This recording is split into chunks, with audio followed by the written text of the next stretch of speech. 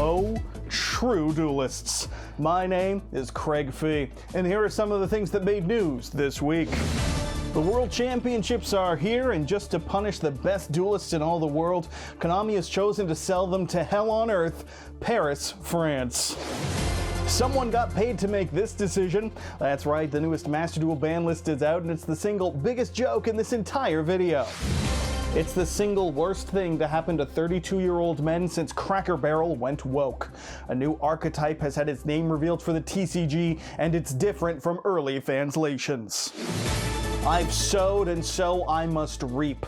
A tragic loss that affects all the community worldwide, internationally, everyone on Earth ever.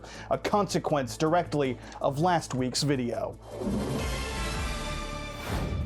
A warning to all duelists looking to special summon 5 times this weekend. Stop! Look out! There's a rock behind you. Fun fact, my mom watches these videos and she's not going to understand that joke at all. Hi Mom, it's okay though, Ren's in this one, so it's all working out good. Are you gonna show your face to the camera? Nope. Well, good enough as they say.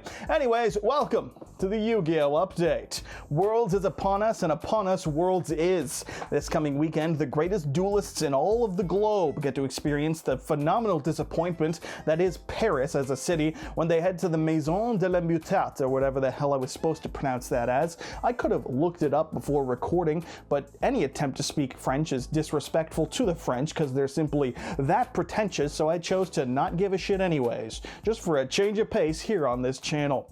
It's been an interesting week leading up to Worlds, or couple of weeks, that really just being a poor segue into the fact that I saw a video of Nesh absolutely definitively not holding Quantal at gunpoint to make him compliment his cooking, and of course the ongoing gambling addiction we all get to enjoy by picking the winning team to support for Master Duel to get those bonus gems or UR card. I didn't look into it, but I did pick a team, and the team I picked the winning one, and you can't tell me otherwise.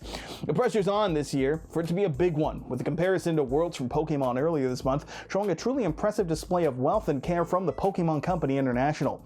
But Konami is a company that plays the long con, folks, because they know that no company is competing with Pokemon for display or presentation purposes. They're all going to lose.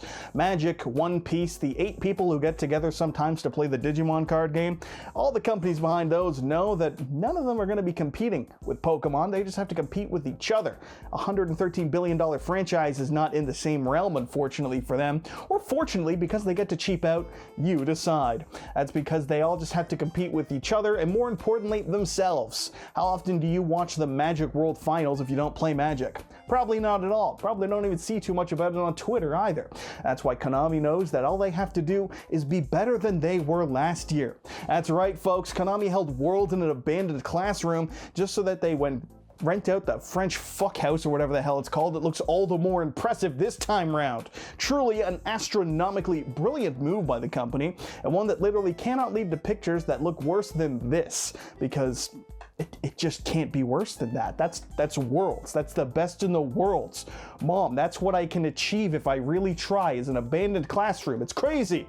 We'll see what happens in the coming days, because unlike YCS Vancouver, this event will be streamed. Although in Konami's defense, there was going to be a stream for YCS Vancouver initially. However, a literal tsunami of homeless individuals broke through the doors and ate the streaming equipment because Vancouver is such an unlivable dogshit city that that's just a daily occurrence.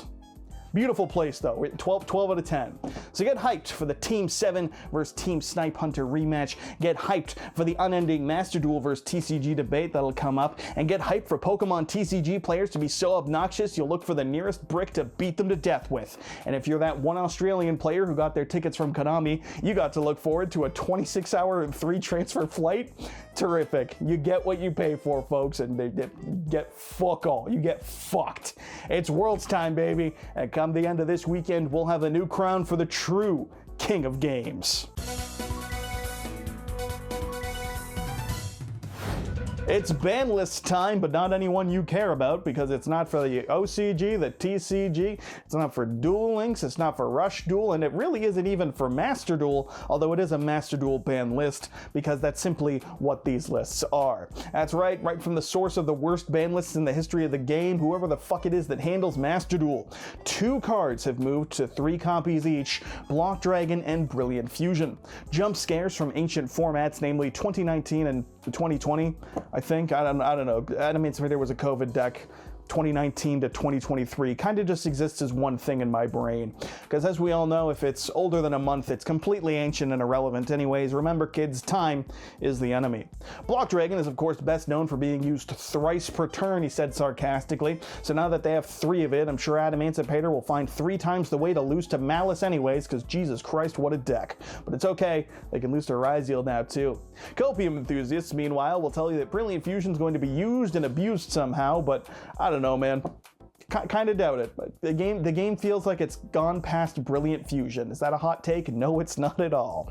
This is all, of course, just stealth Gem Knight support or something. I don't know. They're getting support cards soon, right? They did in the TCG, or will be in the TCG. Were they in the Necros? I just know that pack had Necros cards, folks. That's the damn truth of the matter, okay? It's all just, of course, a last-minute submission, because clearly the people or person they pay to do these lists completely fucking forgot about it, and then we're like, oh shit, we need a list for September. There's a frog, and then they just released a fucking list, and it was just these 2 cards. So I'm gonna go ahead and take the bold stance of saying that this list is irrelevant. Brave, I know. I'll further show that bravery that our troops could only wish they have by saying that this is a mediocre list that they pushed out because they didn't want to impact Worlds. That, of course, ignores the fact that this list doesn't come into effect until September 9th. It wouldn't impact Worlds in any way, which is how you know that it's simply the most true statement in the entire world. And for some product news that truly does not matter, fans of the unplayably cool Red Eyes and also shoes have a chance to get their hands on the rarest of all cards, the Nike Rare Red Eyes Black Dragon, a collector's piece for the ages that can only be described as cool. This will complement the Adidas Dark Magician and the inevitable upcoming New Balance Blue Eyes White Dragon we'll get in roughly a year's time, probably, maybe 2 years, who knows. And then, of course, that will further be shot in the foot by the unexpected and entirely unwanted Reebok Blackwing Kochi the Daybreak. And for other product news that truly matters, we have the confirmation of TCG names for the upcoming Phantom Revenger set, with that promising new Synchro deck, the Totally Not Pendulum deck, and the Handyman himself. Eniacraft, those things, and Hecka Hands are 2 names that probably someone's bitching about, but if anyone complains, that's just accurate. That's a Hecka Hands, dude. Like, that's a heck of a lot of hands he's got going on there. You gotta hand it to him. They really named it Hecka Hands. They got it right with that one. But of course, that doesn't matter, because one of those decks involves anime girls, and that's the only thing anyone wants to talk about.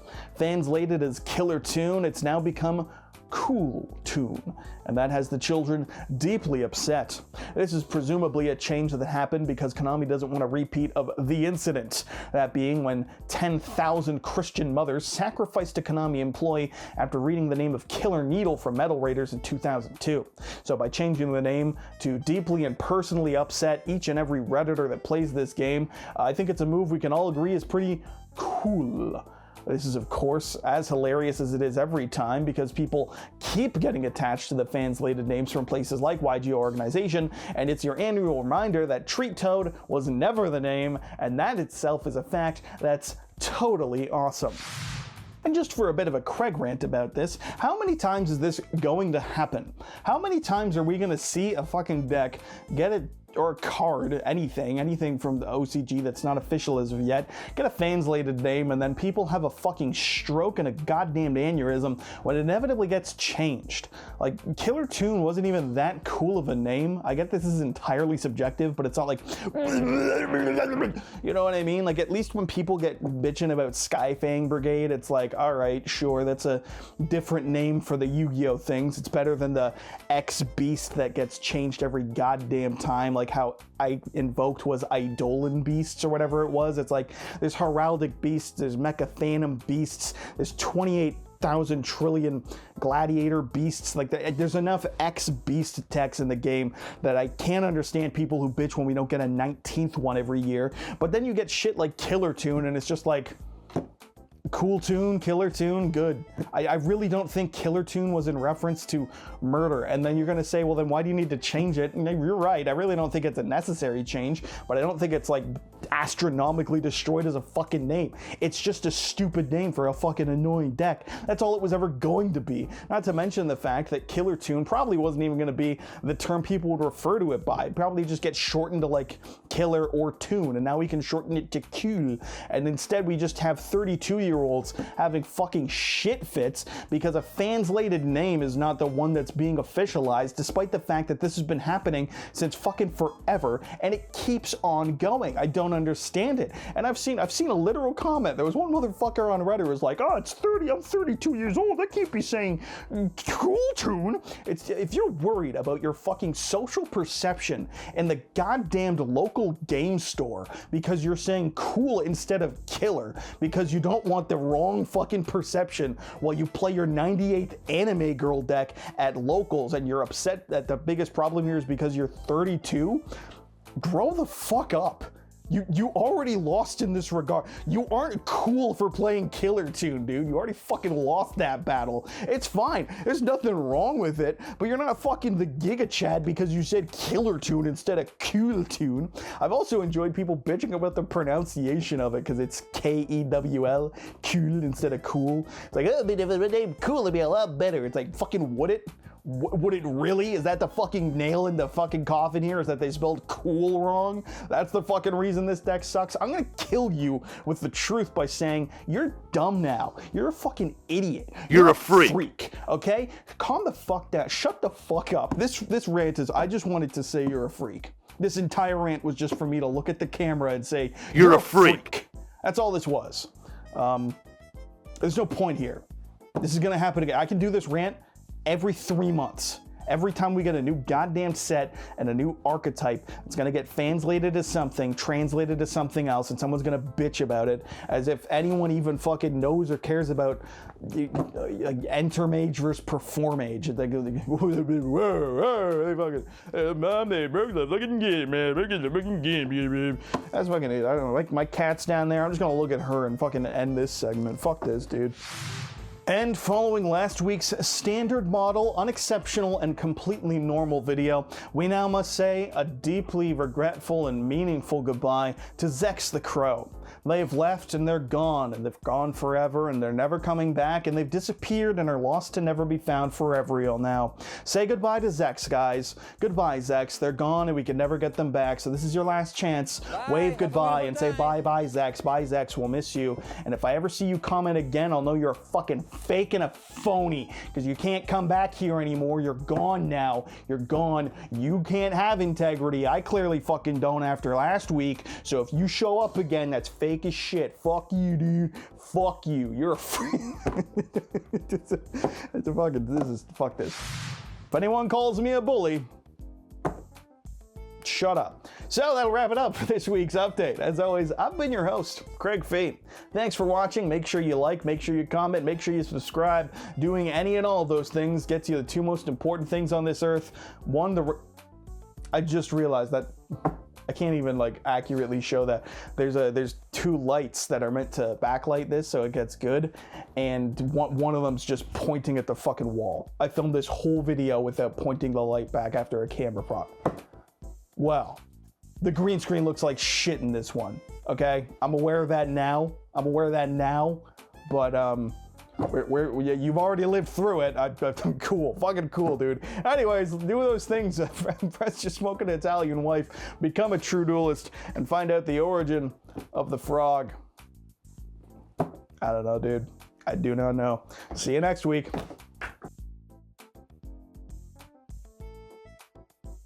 You might think it's a little underwhelming relative to the Nightingales, but I promise you, at least in regards to this one, we aren't even close to being done. It's just the beginning, motherfucker. You're a freak.